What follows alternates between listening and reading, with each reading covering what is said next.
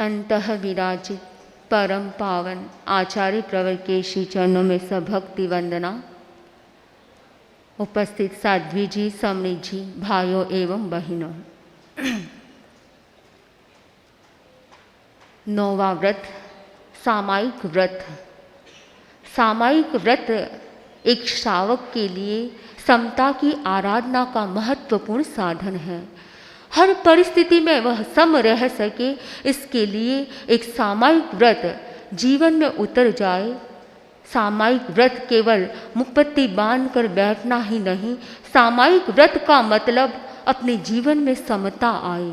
हम हर परिस्थिति में सम रह सके, अनुकूल प्रतिकूल परिस्थितियों में सम रह सके, तभी वास्तविक सामायिक हो सकती हैं। हम सामायिक करते हैं, हमें यह अनुभव होना चाहिए कि मेरी समता की साधना बढ़ रही है, मेरी समता की आराधना में विकास हुआ है, तब आपकी वास्तविक सामायिक कहलाएगी। इसलिए नौवा व्रत सामायिक व्रत है। एक श्रावक के लिए इसे स्वीकार करना अर्थात उसका जीवन में अवतरण होना चाहिए। मनस्थिति हर समय संतुलित रह सके, ऐसी साधना एक श्रावक को करनी चाहिए। श्रावक आचार्य श्री तुलसी के समय, आचार्य श्री भिक्षु के समय और भगवान महावीर के समय कहे, अनेक ऐसे श्रावक हुए हैं जिन्होंने समता की आराधना की, नौवे व्रत को स्वीकार किया, अपने जीवन में भी हर परिस्थिति में सम रहे। ऐसे अनेक उदाहरण मिलते हैं। आचार्य श्री भिक्षु के समय का उदाहरण, आचार्य श्री भिक्षु के समय एक दृढ़ धर्मी श्रावक हुए, विजय चंद जी पटवा।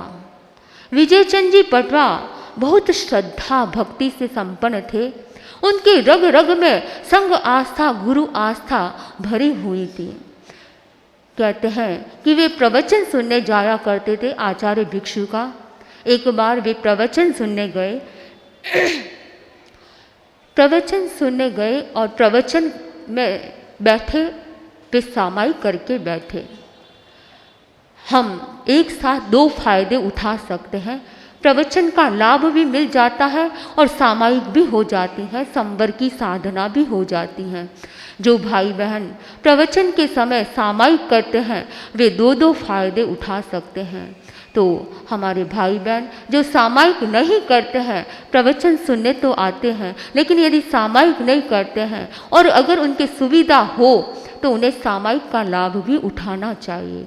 क्योंकि प्रवचन तो आप पूरा आचार्य प्रवर का लगभग आधे घंटे से अधिक प्रवचन होता है, आपकी सामायिक भी आ जाती है और प्रवचन का लाभ भी लिया जा सकता है।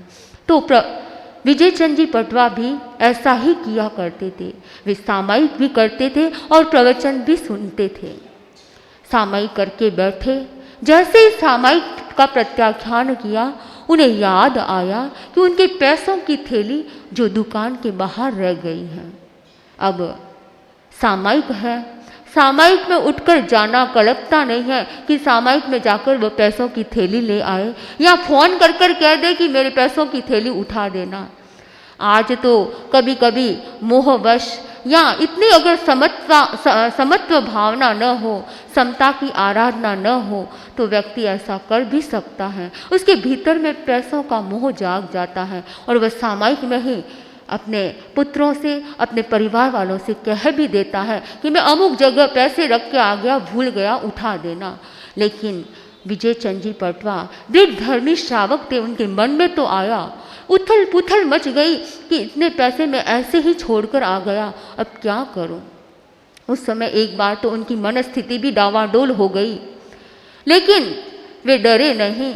वे आचार्य श्री भिक्षु से कहते हैं, तब आचार्य भिक्षु ने कहा कि देखो विजय चंद, अभी तुम्हारे सामायिक है और तुम्हें सामायिक में समता रखनी चाहिए, पैसों का मोह नहीं करना चाहिए। पैसों के लिए तुम अपनी सामायिक को खो दोगे, इसलिए तुम्हें सामायिक में समता भाव रखना चाहिए।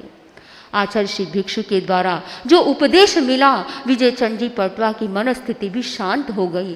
वे समता भाव में अच्छी तरह से सामायिक कर दी।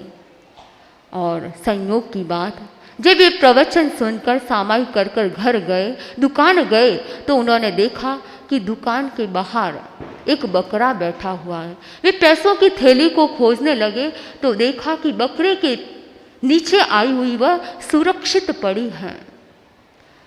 हम कोई सामायिक या धर्माराधना इसलिए नहीं करते कि हमारी सुरक्षा हो जाए। हमारा लक्ष्य होता है निर्जरा का लक्ष्य, हमारा लक्ष्य होता है आत्म आराधना का लक्ष्य। लेकिन इसके साथ साथ अन्य फलों की प्राप्ति अपने आप हो जाती है।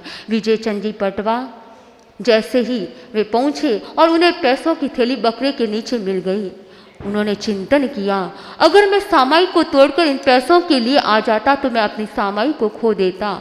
लेकिन आचार्य श्री भिक्षु के उपदेश से वे समता भाव में लीन हो गए।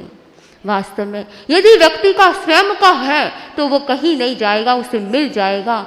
चाहे वह किसी के हाथ में भी पल्ले भी पड़ जाए, लेकिन उसे सही सलामत मिल जाता है, सुरक्षित मिल जाता है। लेकिन ऐसी स्थिति बनने पर श्रावक ध्यान दे कि हम अपनी सामायिक को नहीं खोए, हम सामायिक में समता रखने का प्रयास करें। यदि मन स्थिति डावाडोल हो जाए तो उस समय यह चिंतन करे, यदि मेरा होगा तो वह कहीं नहीं जाएगा, यदि मेरा नहीं है तो वह पास में आया हुआ भी चला जाएगा। इसलिए यह चिंतन कर कर व्यक्ति बैठ जाए। तो विजय चंद जी पटवा एक दृढ़ धर्मी श्रावक थे और उनके भीतर में संघ के प्रति अटूट आस्था थी। हर श्रावक के भीतर में अपने गुरु के प्रति, अपने संघ के प्रति एकदम श्रद्धा निष्ठा होनी चाहिए, भक्ति भाव होना चाहिए कि मेरे संग पर कहीं आँच न आ जाए। संग के लिए हर समय प्राण न्यौछावर करने के लिए तैयार रहना चाहिए। हमें संग की उतरती बात नहीं करनी चाहिए। एक श्रावक की आचार संहिता है, एक साधु की आचार संहिता है कि वह संग की उतरती बात न करे। यदि किसी में दोष जान भी पड़े तो उसे स्वयं को बताए, अन्यत्र प्रचार न करे। और आप अगर उस स्वयं को न बताए तो उपयुक्त व्यक्ति को बता दे, जो उनका हेड है उसे बता दिया जाए या गुरु को बता दिया जाए। लेकिन अन्यत्र फैलाना एक श्रावक के लिए कल्पनीय नहीं है, एक श्रावक के लिए शोभनीय नहीं है, निंदनीय कार्य है। इसलिए जिसकी गलती है, चाहे श्रावक की क्यों न गलती हो, चाहे साधु की गलती क्यों न हो, लेकिन उसे स्वयं को बताए या उसके बड़ों को बता दे, लेकिन अन्यत्र प्रचार न करे।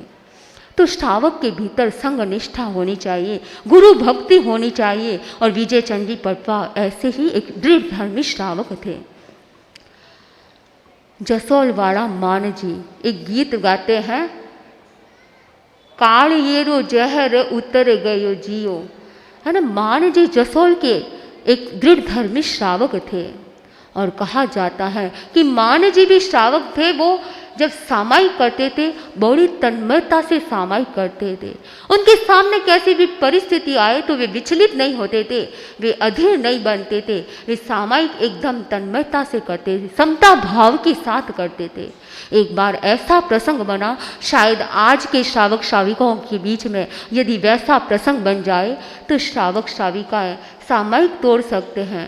लेकिन मान जी श्रावक ने क्या किया, मान जी श्रावक अपने घर में सामायिक कर कर बैठे थे और उस समय अचानक छत गिर गई, थोड़ी छत गिर गई और उस छत के नीचे ही उनका छोटा सा बच्चा सो रहा था। वह छत उस बच्चे के ऊपर गिर गई। मान जी के सामायिक थी, सामायिक में ऐसे तो उठना नहीं है, चाहे बच्चा कुछ भी हो जाए, लेकिन सामायिक में समता की आराधना करनी होती है। मान जी उस समय विचलित नहीं हुए, अपनी तन्मयता से सामायिक की समता भाव में रमण किए, मन वचन काय से गुप्त रहे। इधर वह बच्चा जो मलबे के नीचे आया हुआ, जैसे ही मान जी ने सामायिक पूरी की, सामायिक पूर्ण करने के बाद वे जब उस मलबे के पास गए, उस छत के मलबे को हटाया तो देखा कि बच्चा एकदम सही सलामत है।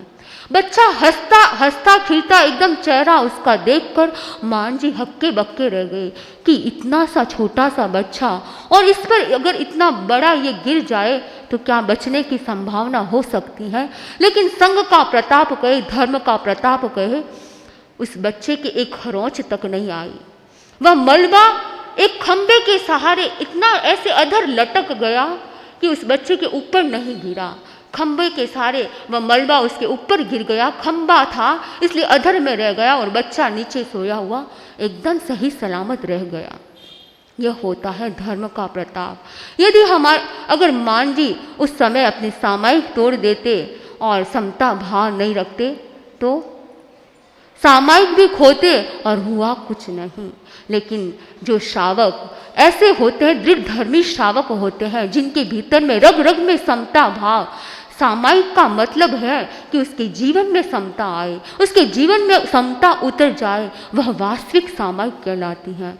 तो उस समय मान जी सही सलामत अपने बच्चे को देखकर यही सोचा कि मेरे संग का प्रताप है, गुरु का प्रताप है, तभी यह बच्चा सही सलामत रह गया। ऐसी विचलन की स्थितियाँ हर व्यक्ति के जीवन में आ सकती हैं। हमारे सामने देखते देखते व्यक्ति चला जाता है, अगर सामायिक है उस समय हमें विचलित नहीं होना चाहिए, समता की आराधना में लीन रहने का प्रयास करना चाहिए। कहने में तो कह सकते हैं कि महाराज के तो आगे पीछे कोई नहीं है, उनके लिए तो समता सद सकती है, लेकिन हमारे पीछे तो आगे सब हैं, हमें तो सब कुछ सोचना पड़ता है। लेकिन ये भी तो श्रावक थे, इन्होंने भी अपने जीवन में समता की आराधना की थी। क्या इनके भी आगे पीछे कोई नहीं था?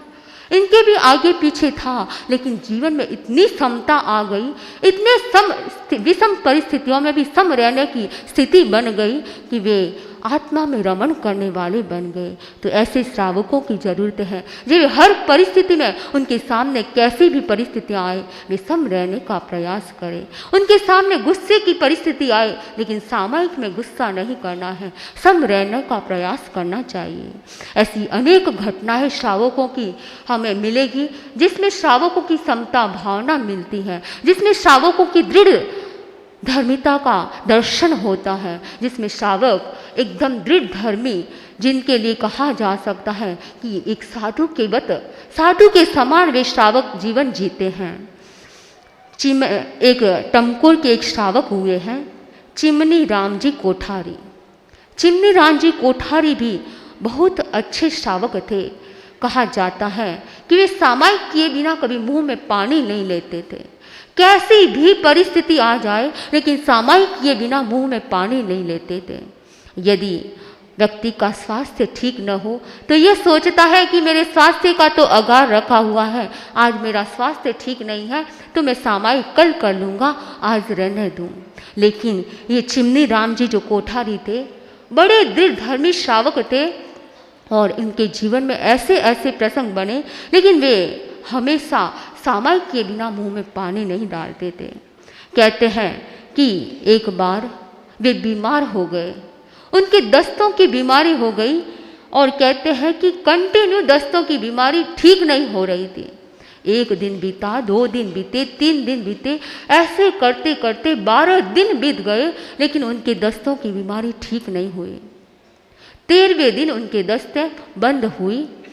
कहा जाता है कि वो 12 दिन तक 24 उपवास, न खाया न पिया, क्योंकि उनके त्याग था कि मैं सामायिक करूँगा, उससे पहले मुंह में पानी नहीं डालूँगा। और ऐसी स्थिति बन गई कि सामायिक करने लायक ही स्वास्थ्य नहीं रहा। लेकिन चिमनी राम जी हारे नहीं, वे 12 दिन तक उपवास करते रहे, 24 उपवास, 23 भी नहीं, 24 उपवास किया। और जब 13वें दिन उन्हें लगा आज मेरा स्वास्थ्य ठीक है, तब वे 13वें दिन 13 सामायिक की, 13वें दिन की और 13 सामायिक की। 13 सामायिक करने के बाद उन्होंने पानी ग्रहण किया। कितनी बड़ी विलक्षण बात हो जाती है कि इतने दृढ़ धर्मी श्रावक आज के युग में मिलना बड़ा कठिन है। कोई विरल व्यक्ति, ऐसी विरल आत्माएं होगी जो इस प्रकार समता की आराधना कर सकते हैं। चिमनी राम जी के जीवन से हमें प्रेरणा मिलती है। ऐसे ऐसे श्रावकों का जीवन पढ़ना चाहिए, जिससे हमें भी प्रेरणा मिलती है कि हमें अपने संग के प्रति आस्था होनी चाहिए, हमें अपने गुरु के प्रति आस्था होनी चाहिए, हमें अपने सामायिक के प्रति आस्था होनी चाहिए। हम जो एक्टिविटीज़ करते हैं वो हमारे जीवन में उतर जाए। ऐसी आस्था भाव के साथ, विश्वास के साथ सामायिक की जानी चाहिए। तो इस प्रकार के अनेक प्रसंग हमें प्रेरणा देते हैं, हमारे जीवन में ऐसी प्रेरणा मिलती है जिससे हर श्रावक के भीतर भी ऐसी भावना जागृत होती है कि हम भी इस प्रकार की सामायिक करें, हम भी इस प्रकार गुरुदेव गुरु धर्म के प्रति अटूट श्रद्धा रखें। तो जब जब ऐसे प्रसंग सुनाए जाते हैं तो व्यक्ति के भीतर में भी प्रेरणा स्फुरित होती है कि हम भी ऐसा करें। ऐसी भावना भी आना बड़ी बात होती है कि श्रावक के भीतर इस प्रकार की भावना जागृत हो कि हम भी उनके जैसा जीवन जीने से की प्रेरणा लें। तो ऐसे ऐसे श्रावक जिनसे हमें प्रेरणा मिलती है।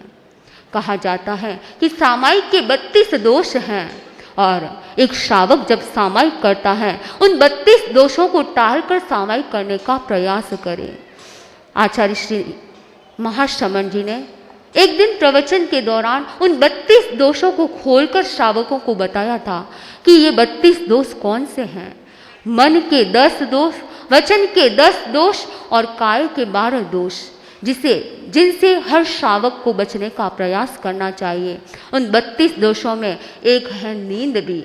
जो व्यक्ति सामायिक तो कर लेते हैं लेकिन पूरी सामायिक नींद में जाती है तो उससे भी बचने का प्रयास करना चाहिए। यदि नींद आ रही है तो उसे उठ जाइए और दूसरी प्रवृत्ति कर लीजिए ताकि नींद न आए। नींद को उड़ाने का प्रयास करना चाहिए। ऐसे नहीं सवेरे सवेरे नींद से उठकर सामायिक की और पूरी सामायिक नींद में ले ली तो फिर उस सामायिक का क्या फायदा। उस सामायिक से कोई समता की आराधना नहीं हो सकती है, उसके जीवन में समता अवतरित नहीं हो सकती है। इसलिए सामायिक का सही वास्तविक अर्थ समझना है तो एकदम सजगता के साथ, जागरूकता के साथ इन 32 दोषों को टालते हुए सामायिक करना चाहिए। सामायिक से अनेक लाभ हैं लेकिन करना सही अर्थ में सामायिक करना होगा। ऐसा नहीं कि आप यहाँ पर आए, सामायिक किए और घर जाकर झगड़ा करने की प्रवृत्ति, गुस्सा करने की प्रवृत्ति हो तो परिवार वालों पर क्या असर होता है। आजकल के बच्चे बोलते हैं महाराज दादा दादी मम्मी पापा सामायिक तो करते हैं लेकिन घर आकर गुस्सा करते हैं, झगड़ा करते हैं, तो ऐसी सामायिक से क्या फ़ायदा। सामायिक का तो उस समय तो फायदा हुआ जो हुआ ही है, लेकिन उसका जीवन में लक्षण दिखाई देना चाहिए कि मैं सामायिक करता हूँ तो मेरे खुद को भी अनुभव होना चाहिए कि इससे मेरे जीवन में समता आई है और परिवार वालों को यह अनुभव होना चाहिए कि वास्तव में ये सामायिक करता है तो इसके जीवन में वैसी ही समता है। वह हर परिस्थिति में सम रहता है, गुस्सा नहीं करता है, वह हर परिस्थिति में शांत रहने का प्रयास करता है। ऐसा व्यक्ति अपने परिवार में शांत सहवास कर सकता है, दूसरों को भी शांति से रहने दे सकता है। इसलिए समता, सामायिक का अर्थ सही रूप में समझने का प्रयास करना चाहिए।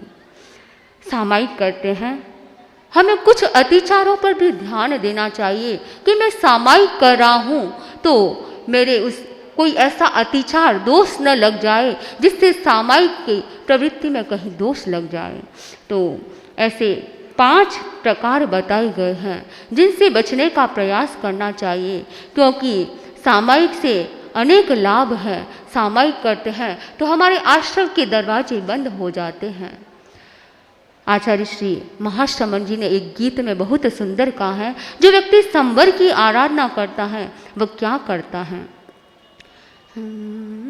करो भवि संवर पंथ प्रयाण, लक्ष्य जो जीवन रो कल्याण।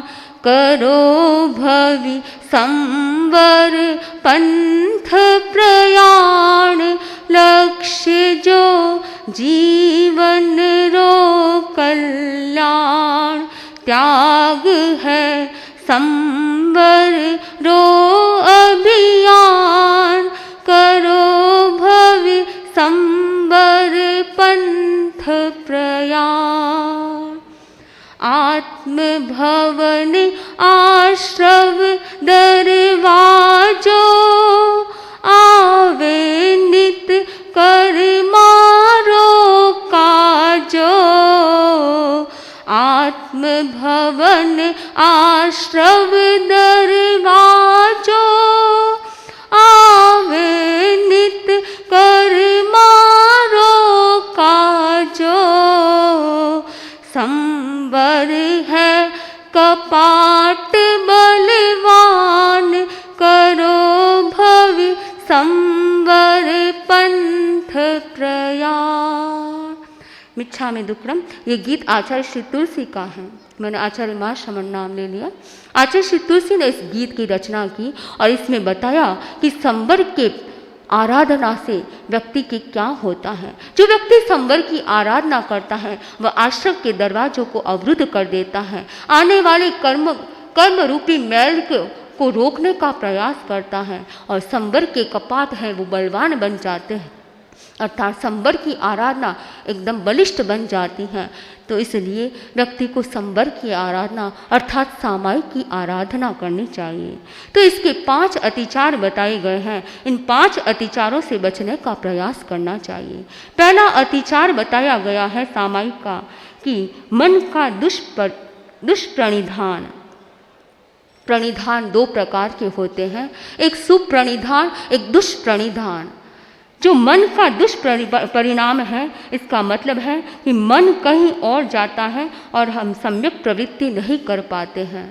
जब व्यक्ति सामायिक करता है, यदि हमारा मन भटकता रहता है, पूरी सामायिक में हमारा मन भटकता रहता है, तो यह मन का दुष्प्रणिधान कहलाता है।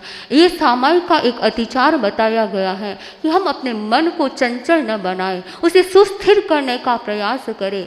सामायिक तो कर ली, लेकिन मन है ऑफिस में कि मैं सामायिक तो कर रहा हूँ, लेकिन पता नहीं मेरा नौकर बराबर ऑफिस में, मेरे कर्मचारी बराबर ऑफिस में काम कर रहे हैं नहीं। सामायिक तो बहनें कर ली, लेकिन मन घर में है कि किचन में नौकर को बोल के आई हूँ कि वह साग बना देना, वह सब्जी बना देना, लेकिन उसने बराबर बनाया या नहीं। ये चिंतन सामायिक में नहीं होना चाहिए। ये है मन का दुष्प्रणिधान, और सामायिक में मन का दुष्प्रणिधान से बचने का प्रयास करना चाहिए। शुभ प्रणिधान का मतलब है एकाग्रता। हमारे मन की एकाग्रता सधनी चाहिए। सामायिक कर रहे हैं तो हमारा मन सुस्थिर रहना चाहिए।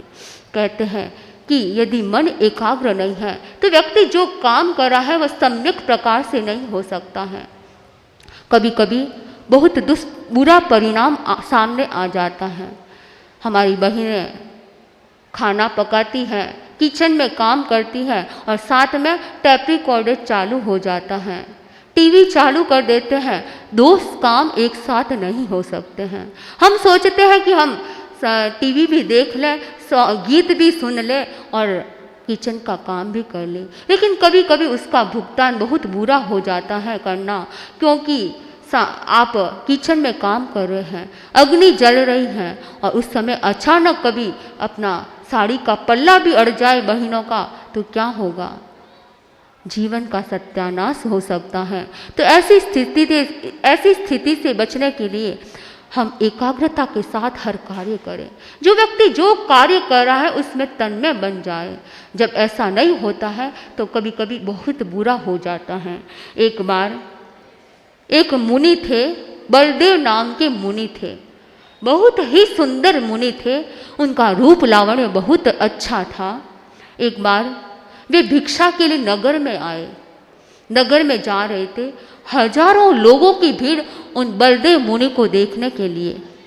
सब लोग उनके रूप लावण्य को देखकर वाह वाह कर रहे थे कि इतने रूप संपन्न व्यक्ति कैसे मुनि बन गए। सब उनको देखने में लगे हुए थे।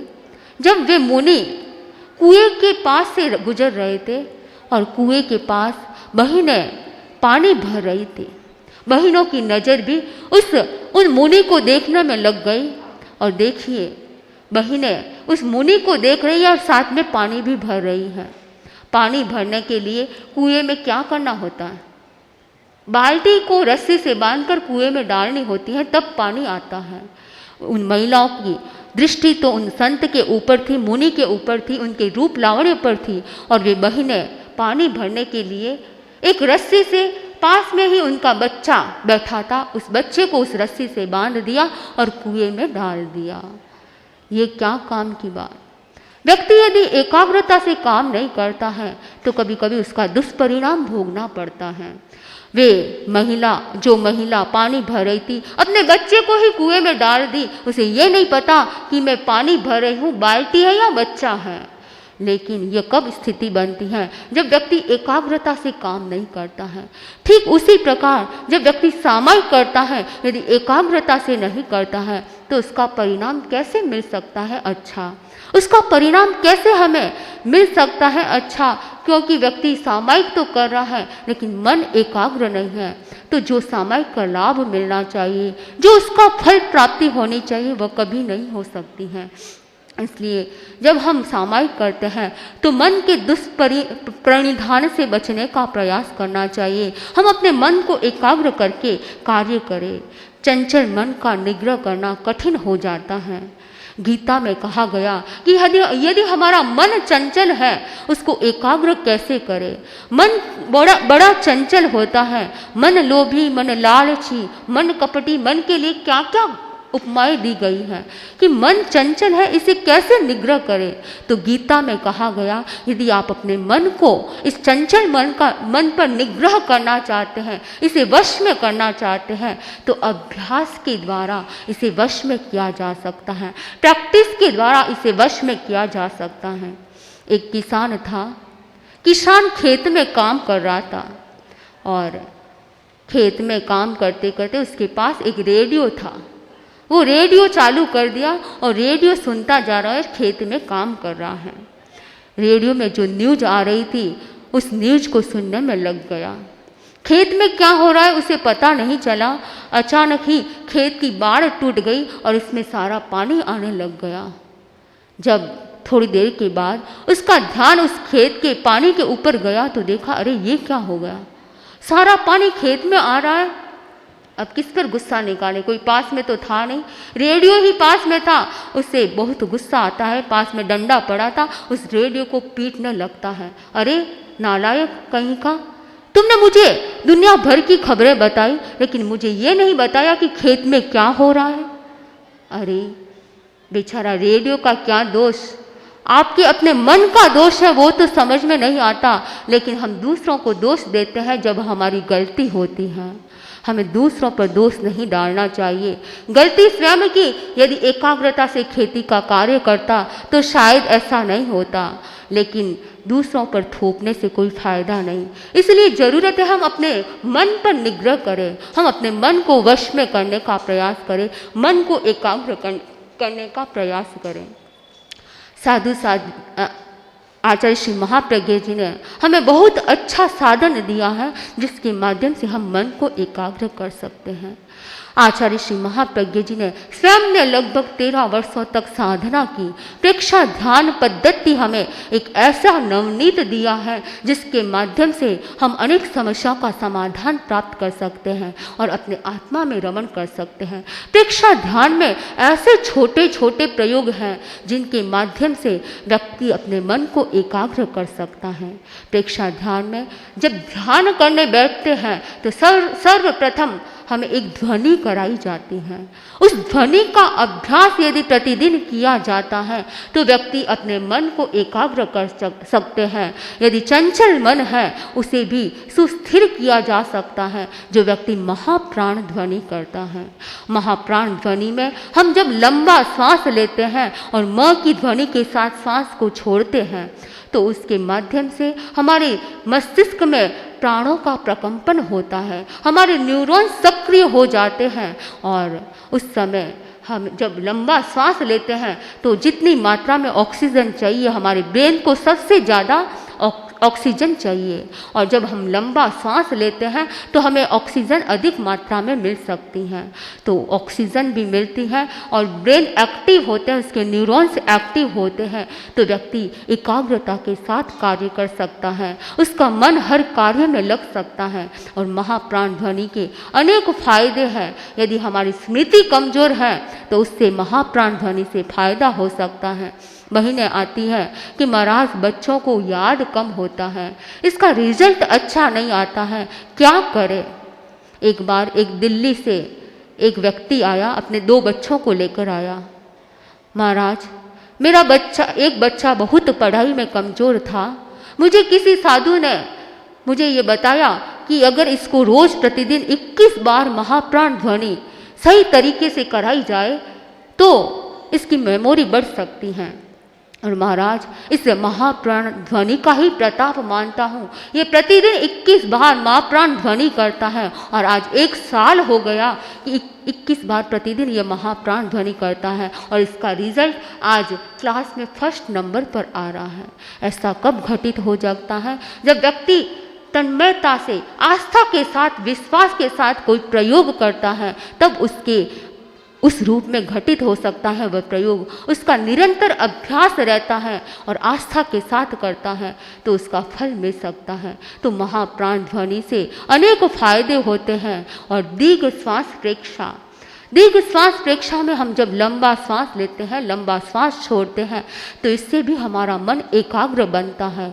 और प्रतिदिन जो व्यक्ति इसका अभ्यास करता है, आप दुकान में बैठे हैं, अभी कोई ग्राहक नहीं आ रहा है, ऐसे ही बैठे कई बार ऐसे ही समय व्यतीत होता है।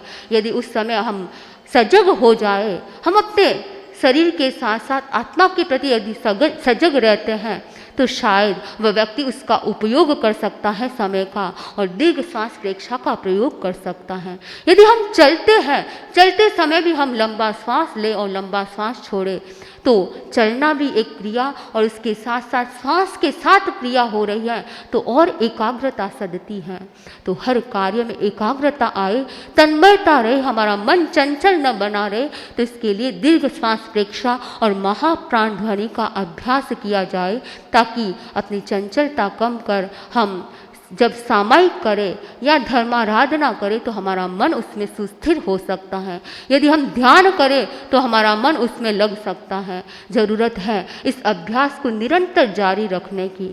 तो मन का दुष्प्रणिधान भी सामायिक का अतिचार है। इससे बचने के लिए हम ऐसे नए नए प्रयोग करें ध्यान के, जिसके माध्यम से हम अपने मन को एकाग्र कर सकें, हम अपने मन को वश में, कंट्रोल में कर सकें।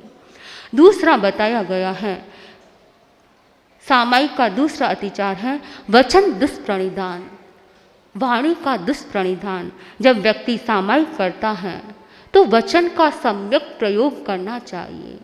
हम यदि सामायिक में भी किसी की निंदा करते हैं, किसी के बारे में अपशब्दों का प्रयोग करते हैं, असत्य वचन बोलते हैं, तो आप स्वयं चिंतन करें, क्या सामायिक वास्तविक सामायिक बन सकती है? क्या उससे अपने जीवन में समता अवतरित हो सकती है? नहीं, कभी नहीं हो सकती है। हमारी बहनें झुंड का झुंड बनाकर सामायिक करती हैं, लेकिन ये चिंतन रहे कि हम सामायिक में क्या करना है, हमारे लिए क्या करणीय है, उसका चिंतन भी करें। यदि बहनें आपस में बैठकर बातें करने लग जाए, वचन वाणी का दुष्प्रयोग करना शुरू कर दे, तो सामायिक का कभी वास्तविक फायदा नहीं मिल सकता है। बहनें ये ध्यान दे कि हम सामायिक में हैं और सामायिक में मुझे क्या करना है। सामायिक में मुझे तत्व ज्ञान सीखना है, सामायिक में अपने आचार्यों की स्तुति करूं, सामायिक में मैं कुछ कंठस्थ करूं, सामायिक में मैं कुछ ध्यान करूं, जप करूं, ताकि उससे मुझे कुछ फायदा होगा। क्योंकि ये सब तप के साधन है, निर्जरा के साधन है। जब हम निर्जरा के साधना का उपयोग करेंगे तभी हम अपने कर्मों की निर्जरा कर पाएंगे और वास्तविक सामायिक कर पाएंगे। तो वचन के दुष्प्रणिधान से भी एक अतिचार है, इससे भी सामायिक में बचने का प्रयास करना चाहिए। हम कभी कटु शब्दों का उच्चारण न करें, हम कभी कलह झगड़ा न करें सामायिक में, उससे बचने का प्रयास करना चाहिए। सामायिक में गाली नहीं देना है, मौन रहने का प्रयास करें। कभी गुस्सा आने लगे तो उस पर कंट्रोल करने का प्रयास करें, क्योंकि किसी की निंदा करना, किसी पर आरोप लगाना और किसी के सामने गुस्सा करना, ये स्वयं का ही हार है, स्वयं की आत्मा का ही नुकसान है। दूसरों का नुकसान होगा या नहीं, लेकिन स्वयं का नुकसान तो हो ही रहा है। उसकी आत्मा का नुकसान है, उसकी एनर्जी ऐसे ही व्यर्थ चली जाती हैं। हमें अपने सम्यक एनर्जी का उपयोग सम्यक तरीके से करना चाहिए। सामायिक में वचन का ध्यान, वाणी का ध्यान रखना चाहिए, क्योंकि कहा गया कि जो व्यक्ति वचन गुप्ती करता है उससे क्या फायदा है। भगवान महावीर से गौतम स्वामी ने पूछा कि वै गुप्तयायणम बनते जीवे किम जनयई, कि वचन गुप्ती से जीव क्या प्राप्त करता है। तब भगवान ने समाधान की भाषा में कहा कि जो व्यक्ति वचन गुप्ति का अभ्यास करता है उसे क्या प्राप्त होता है। वै गुत्तियायणम निव्यारम जनयई निव्यारेणम जीवे वै गुत्ते अजप जोग जान जुत्ते यावी भवई। कहा गया कि जो व्यक्ति वचन गुप्ति का अभ्यास करता है, अपने वाणी को वश में करने का प्रयास करता है, वह निर्विचारता को प्राप्त होता है। हमारी बहनें भाई कहते हैं कि महाराज विचार बहुत आते हैं, इस विचार को कम करने के लिए, निर्विचार की स्थिति में जाने के लिए हमें ध्यान देना है। हम अपनी वचन गुप्ति का प्रयास करें, मौन का अभ्यास करें, ताकि हम अपने वचन गुप्ति का अभ्यास करेंगे तो विचार अपने आप कम होने लगेंगे और एक स्थिति ऐसी भी आ सकती है कि वह निर्विचारता को प्राप्त हो सकता है। और जो व्यक्ति निर्विचारता को प्राप्त होता है वह अध्यात्म योग ध्यान से युक्त हो सकता है, ऐसा भगवान महावीर ने कहा है। अर्थात वह अध्यात्म की साधना कर सकता है, आत्मा में रमण कर सकता है। तो वचन गुप्ति का अभ्यास करना सामायिक का एक लक्षण है और सामायिक में वचन दुष्प्रणिधान से बचने का प्रयास करना चाहिए।